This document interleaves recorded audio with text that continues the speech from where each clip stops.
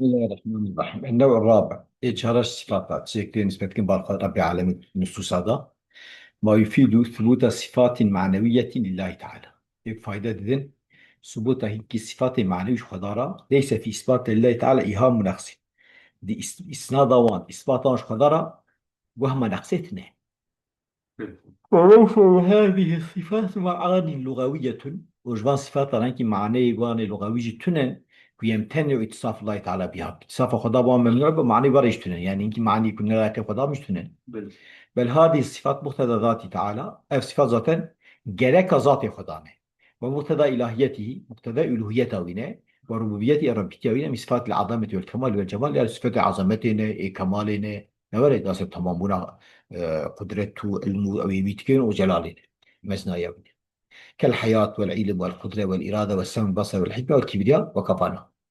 فهذا النوع من الصفات ذات أفشك أفقسم هاني الصفات أفجر هاني يجب إثباته لله تعالى، واجب من إثباته خضار بمعنى اللغوي لدوالها على وجه الكمال. معنى اللغوي جدال وان را بسر وجه كمالي أوري.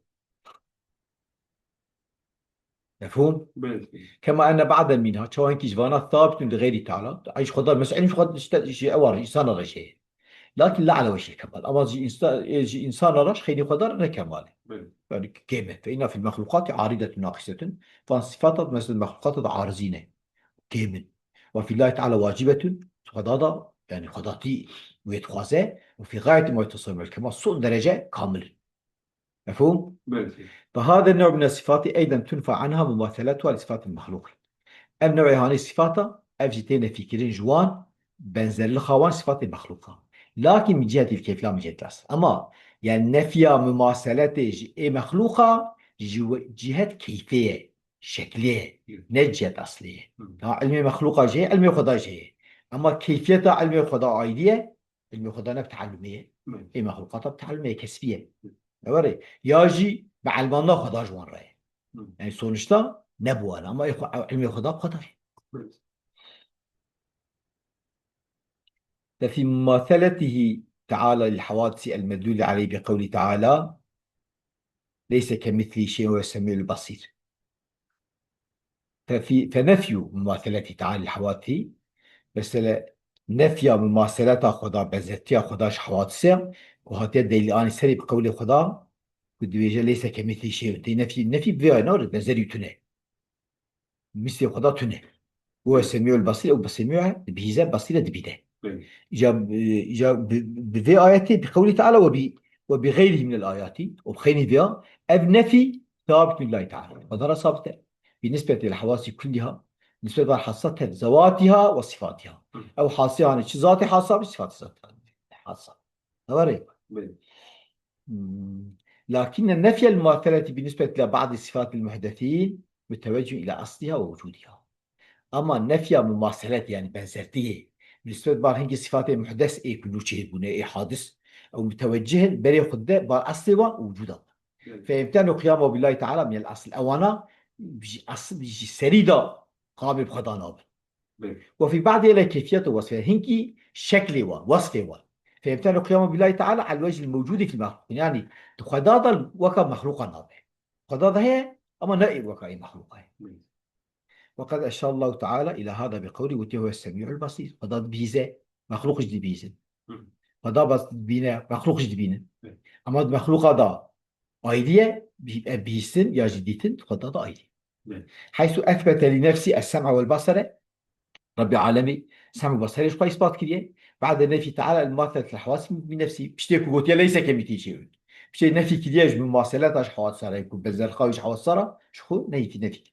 فنبه بذلك أصاب فيه الشار كريه على أن النفي مماثلة الأشياء له، يعني النفي تشتوك بتنن إنما هو على الطريق الذي ذكره سرق مكو يعني يا هنجي تشنا ذاتي olarak şu tünen هنجي تشنا وصفه وان كيفيته وان نوكا كيفيته مخوطة إخوة.